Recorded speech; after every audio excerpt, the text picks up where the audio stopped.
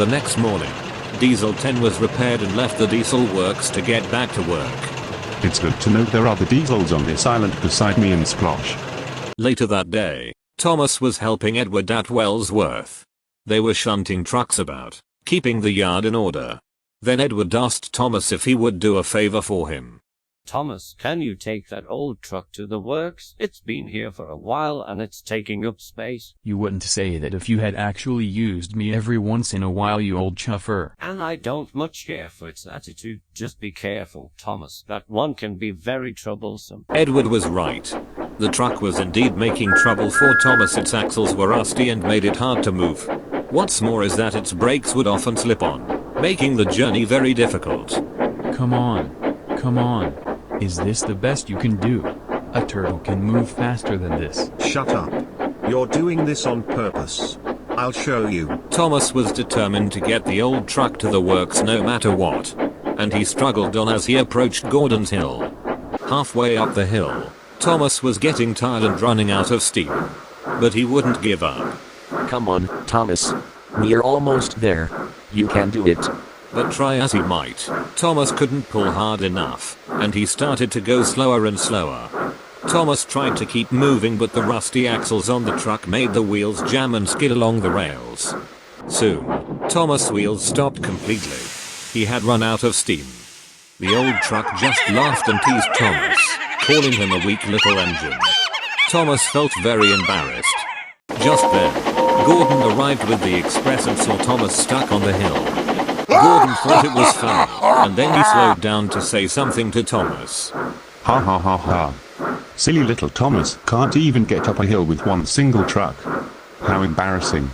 It's not funny. But Gordon was being careless and slowed down too much. He felt the coaches getting heavier, and he started to go slower until at last, he ground to a halt. Not again.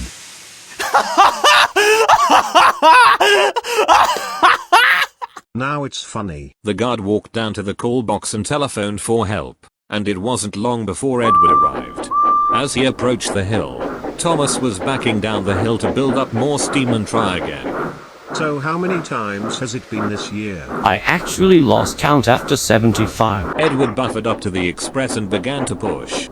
The whole train began to slowly move up the hill, and it wasn't long until the whole train reached the top and over the other side. Meanwhile, Thomas' driver stepped out of the cab and released the brakes on the truck. Then he decided to put oil on the axles to make it easier to move once all wheels were done. The driver climbed back into Thomas' cab. Okay, Thomas. Let's try again. Once Thomas had built up more steam, he blew his whistle and began to climb the hill again. But the old troublesome truck protested and slipped his brakes on again to slow Thomas down. No you don't. Thomas wasn't giving up and began to pull harder and harder. The old truck was determined to stop Thomas, and Thomas was determined to get over the top of the hill. Almost there. That didn't sound good. And it wasn't. The coupling on the old truck snapped and broke off of Thomas. The truck released its brakes and began rolling down the hill in excitement. Runaway truck. On. Faster. Faster.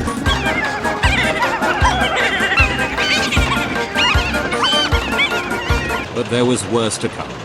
Diesel 10 was traveling along the same line as Thomas and approaching Gordon's Hill.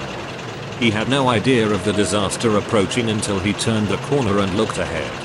Huh. What be? Uh-oh.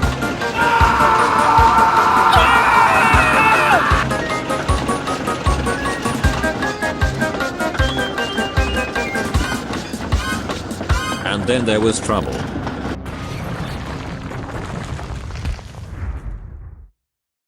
That didn't sound good either. So Thomas backed down and switched lines to see what had happened.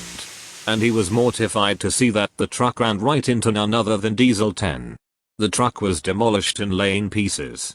Thomas was scared of what Diesel 10 would say. I am so sorry. I didn't mean to. It just. The truck. Just. Diesel 10 growled and glared at Thomas. Why you little? Thomas, run! Thomas took off down the line and up the hill away from Diesel 10, who was just about to grab him with his claw. At Marin Station, Edward was resting at the water tower after helping Gordon over the hill. Just then, he heard a frantic whistle coming from behind, so he looked back, and then he saw Thomas rushing past him. Look out, Edward. He's after me. Thomas just kept rushing forward until he disappeared under the bridge ahead. Edward was curious about Thomas' strange behavior. Why is he in such a rush, and who's after him? I'll get you, you little blue pop ball. Come back here. Oh my! Diesel 10 had caught up to Thomas and began reaching him with his claw. I'm not sorry, boiler right off the tracks. The fireman shuffled forward right to make Thomas go faster.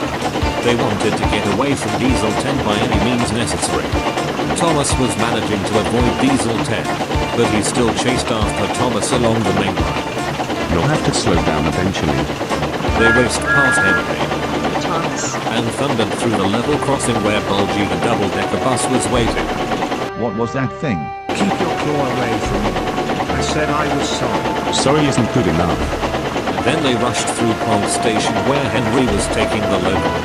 They even passed Rosie, who was waiting in a siding. Leave him alone, you big monster. At last, Thomas was getting tired. Diesel 10 chased him onto the old Bill Godin branch line. I've got you. A signalman at the junction looked down the line and saw Thomas was in trouble, so he decided to help. He ran back into the signal box and set the points. Just in time, Thomas was sent down one line while Diesel 10 was sent down the other. Thomas had managed to escape, but Diesel 10 was still very bitter. You got off lucky this time, Puffball. But next time, I'll make sure you don't get away. You hear me? You'll scrap metal, shrimp. Thomas just kept on going and didn't stop for anything. He wanted to get as far away from Diesel 10 as possible. They were traveling on a much older part of the branch line. Thomas and his crew had never been to this part of Soda before. Up ahead was an old junction with a siding that a pair were faulty, and the vibration from Thomas' movement had set the switches into the siding.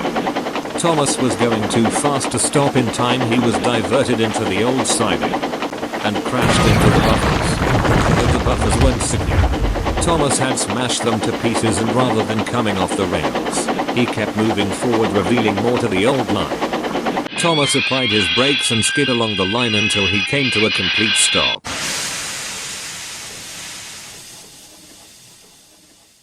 Is okay, Thomas. I don't think he's after us anymore. We're safe now.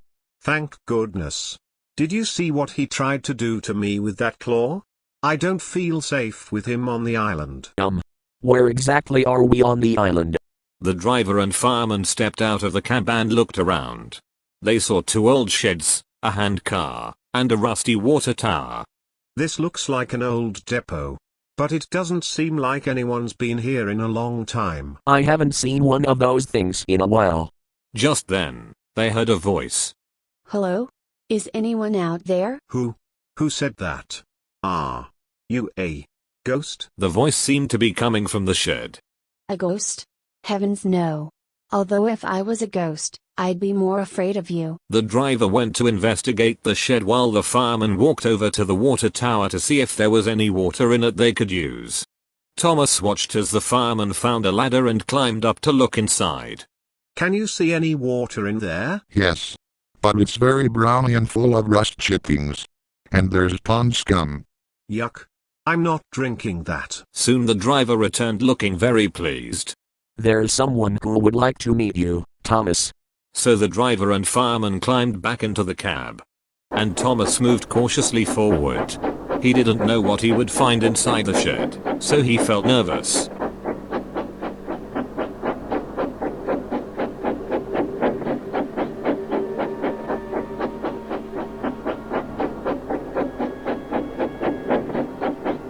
Thomas pushed the shed doors open and looked around, and when he looked forward, Thomas' eyes widened. He couldn't believe what he was seeing.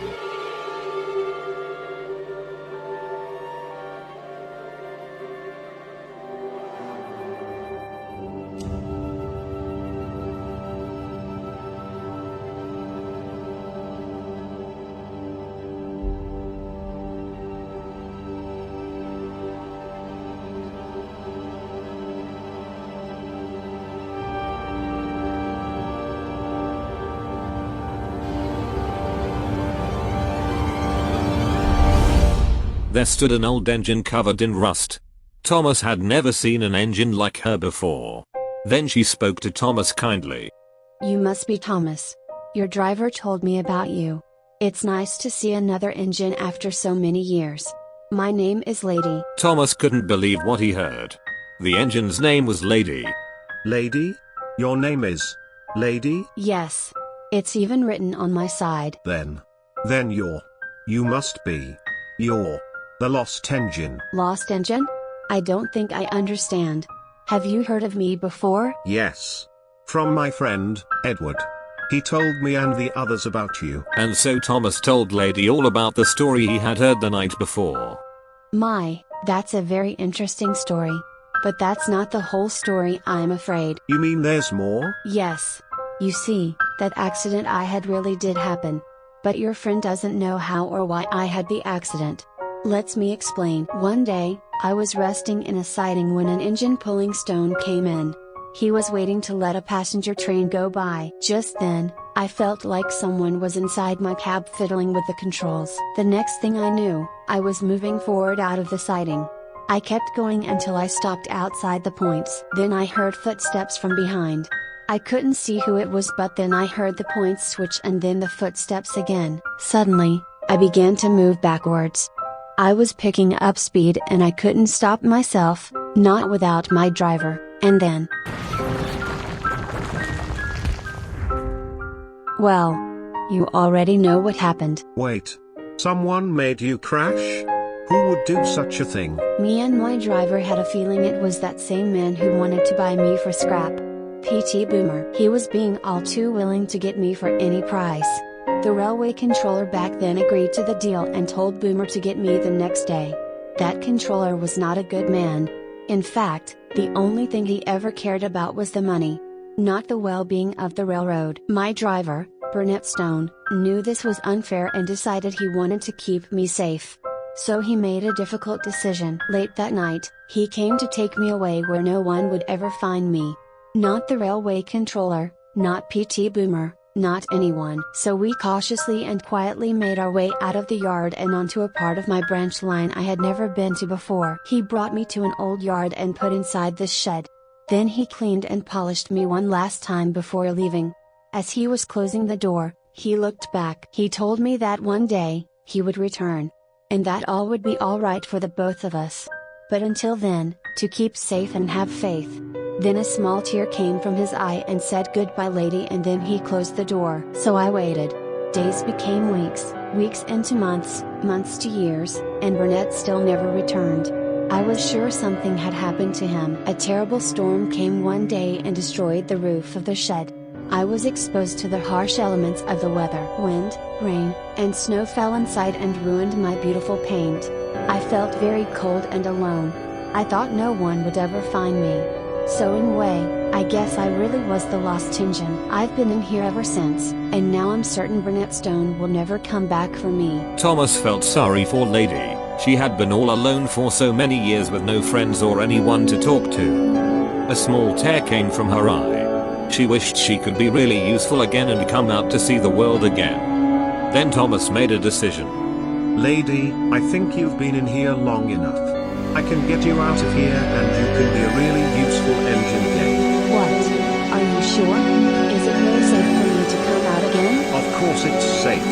This isn't the Sodoran Mainland Railway anymore. It's now the Northwestern Railway.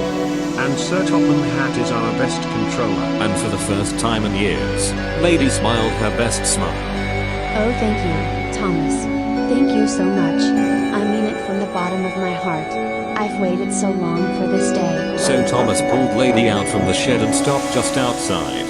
Lady was so pleased to see the outside again that she nearly cried with joy.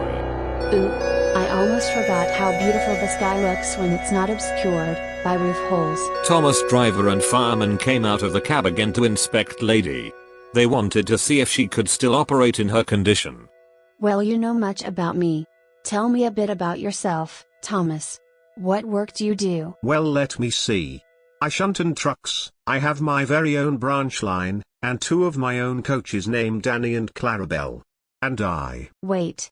Annie? And Clarabelle? They're still around? You know Annie and Clarabelle? Of course I do.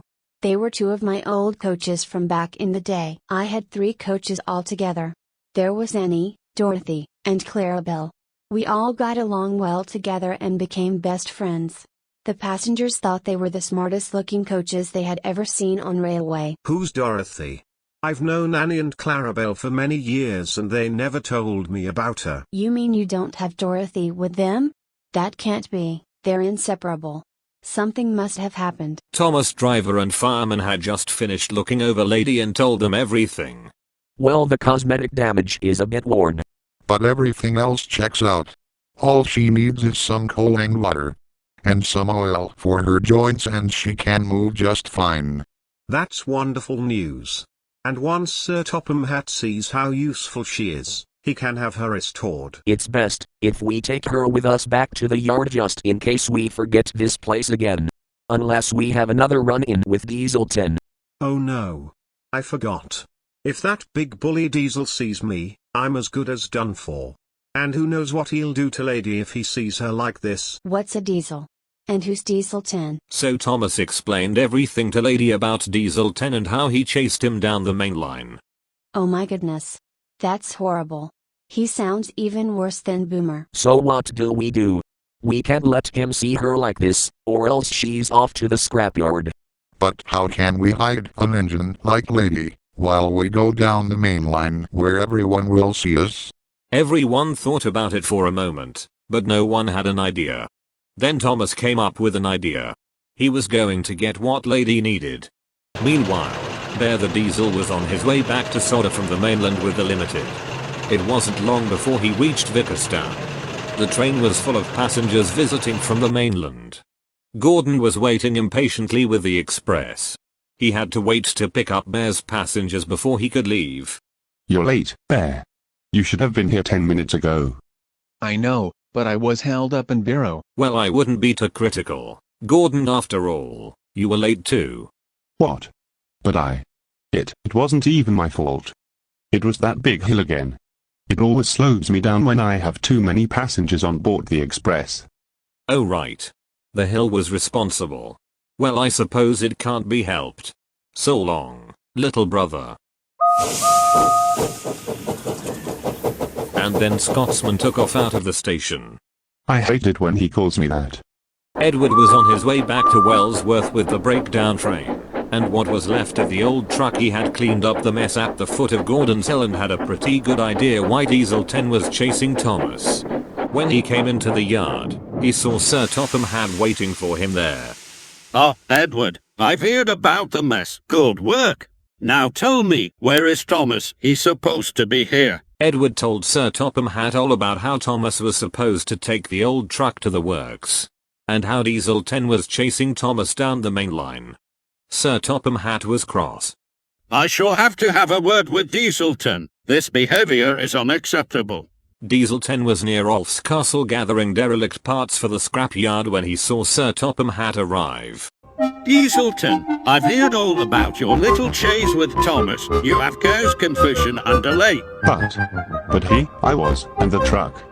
And I will not tolerate this negative feeling you have towards my engines. I'm sure you felt upset when the accident occurred, but that is no excuse to threaten any of my engines. I care for a fact that Thomas would never let something like that happen intentionally, and I think you owe him an apology. And if you step out of line one more time, I shall send you back to the mainland never to return. Do you understand? Yes, sir. I do, sir. At that moment, Thomas pulled up. He was still afraid of Diesel 10 when he saw him, but his mood soon changed when he saw Sir Topham Hatt scolding him. Ah, Thomas, there you are. I believe Diesel 10 has something he would like to say to you. Isn't that right? I'm sorry for chasing after you, Thomas. I was wrong to do that. I know now that it was just an accident. Oh, well. Thank you, Diesel 10. Apology accepted. Thomas felt very relieved he didn't have to hide from Diesel 10 anymore. Good. Then that is settled. Now then, Thomas, I would like you to come to Knapford as soon as you can. I have another job for you. Then Sir Topham Hatt got back into his car and drove away. After he had left, Thomas and Diesel 10 looked at each other. Well, now that this is settled, I think maybe we can start over. You know, try to be friends. Let's get one thing straight, Puffball. I didn't come here to make any friends. I'm here to work. And I would never be friends with a steam engine. Get in my way again, and I'll rip your funnel off. Now scram. Now Thomas was back to being afraid of Diesel 10. But he was still glad he didn't have to hide. So took Diesel 10's advice and left him alone. But as Thomas was puffing away, Diesel 10 noticed he was pulling a coal truck and a tanker truck. Wait a minute. What are you doing with those trucks? Nothing. And Thomas chuffed even faster. He wanted to get away. But Diesel 10 was starting to get suspicious.